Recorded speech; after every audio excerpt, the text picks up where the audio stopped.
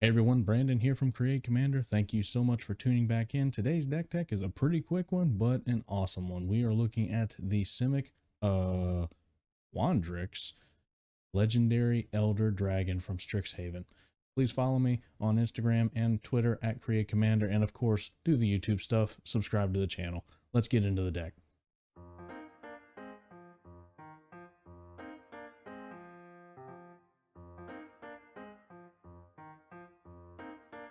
First up, let's look at what Tanazir Quandrix does.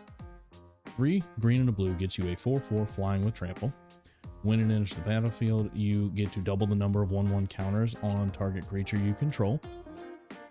When it attacks, you may have the base power and toughness of other creatures you control become equal to Tanazir Quandrix's power and toughness until end of turn. So it's not until end of combat or anything, it's until end of turn. That's very important for this deck because the idea that I'm going to put forth is we're going to build a lot of tokens and then just start swinging with Mr. Quandrix here and make him as big as possible. Or Mrs. Quandrix. I don't know which one it is. Do you?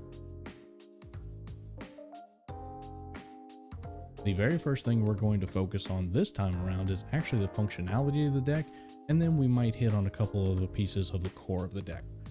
What we are going to do with this deck is we're going to try and make tokens. We're going to make a lot of tokens if at all possible, and it's not necessarily creature tokens either. So it kind of plays into the Adrex and Nev twin casters thing. So there is, they are in the deck. So maybe a little bit hidden commander-ish, but we're definitely going to be trying to put out a lot of things, go very wide, and then just, turn all of our 0/1 plants with Avenger of Zendikar into 4/4 plants just by swinging with Quandrix's ability. So double major allows us to copy a spell, and it's not legendary if the spell is legendary. Isochron Scepter comes in huge in this deck because there's over 15 instants in this deck that are 2 mana value or less. One of those instances is Mystic Reflection, and just being able to take something such as Deep Forest Hermit and on the ETB trigger come in and make those 4 squirrels into 4 Rampaging Baloths or 4 Arasta of the Endless Webs, and you're just making more spiders or 4 Scute Swarms or whatever it might be. This card comes in huge. One of the cards that I think we should focus on for this deck is definitely going to be Tireless Tracker, because even other cards support having more tokens, such as, if you make a couple of clue tokens with Tireless Tracker and then you cast something such as a Second Harvest to where you're actually doubling up on all of those clues, it's just more repetitive card draw that you're getting out of this deck. The final ones that we're going to touch on here is Avenger of Zendikar and Coma, because both of these are creating you lots of tokens and doing lots of crazy things. Coma is extremely strong by itself, but just the idea of slapping Helm of the Host on Coma or on Avenger of Zendikar, or using Mystic Reflection to turn all of your plant tokens into more copies of Avenger of Zendikar and stuff like that, it gets insane, it gets nutty, it gets crazy cool, and I cannot wait for some of y'all to potentially build this deck and go out and experience that level of fun.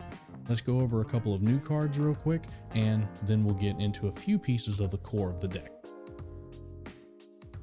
Oversimplify is one of the newer cards that is in this deck, and the reason that I put it in here is simply because it's kind of like the one board wipe for this particular deck. Our idea is to go wide. We really don't want to be wiping the board too often, especially of creatures and that sort of thing. But this one exiles all creatures. Each player creates a 0/0 green and blue fractal token and puts that many +1/+1 counters on it, equal to the number equal to the total power of creatures they controlled that were exiled this way.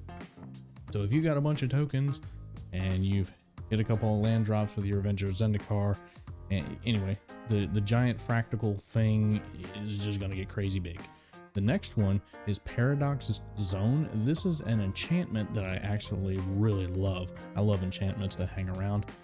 Paradox Zone enters the battlefield with a growth counter on it.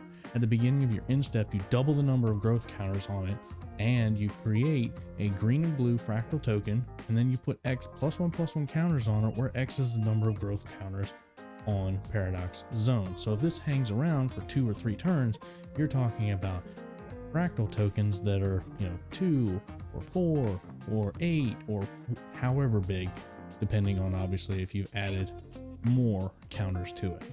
Finally, we have Perplexing Test. This one is another one of our kind of removal spells ish, so to speak.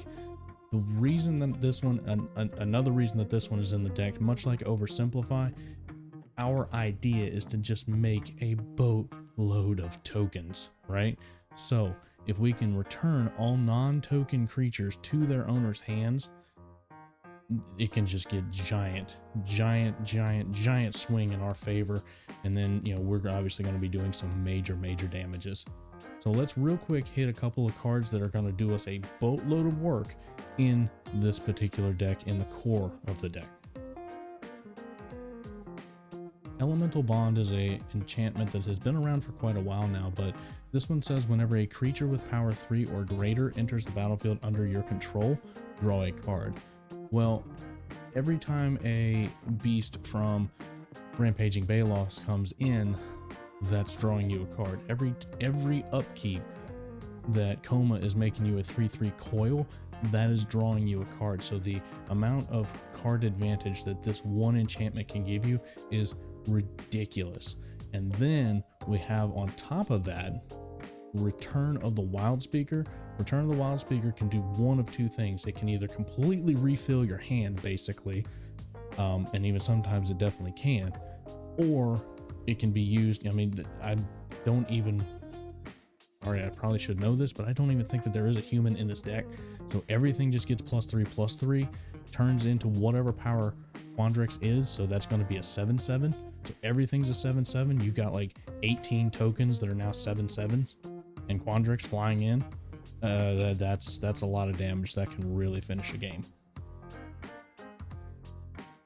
Here in the ramp section, we're going to take a look at 2 cards from Strixhaven.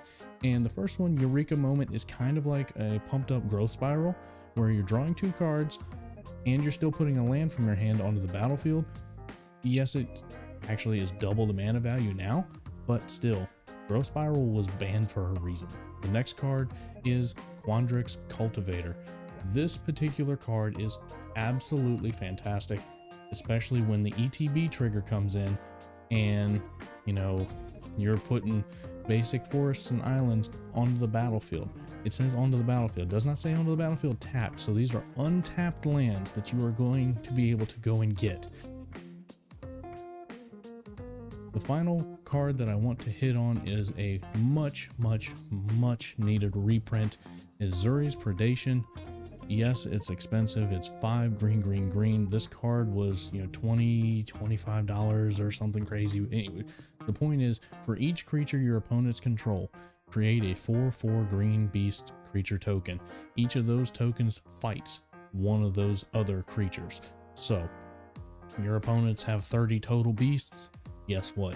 You're making 30 4/4s, and they're fighting, and they're doing a whole bunch of stuff, clearing out the board. But don't forget, with Garruk's Uprising or Elemental Bond, you're also going to draw 30 cards, because those are 4/4 beasts coming into the battlefield under your control. You're going to be drawing a 30 your deck.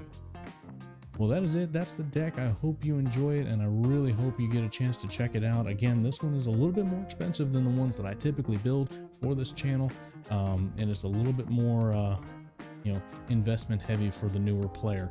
However, a lot of these cards will be available in the precon that's only 30 some odd dollars. So you can take, 30 some odd dollars as of this moment for pre-sale or pre-order, but you get what I'm saying.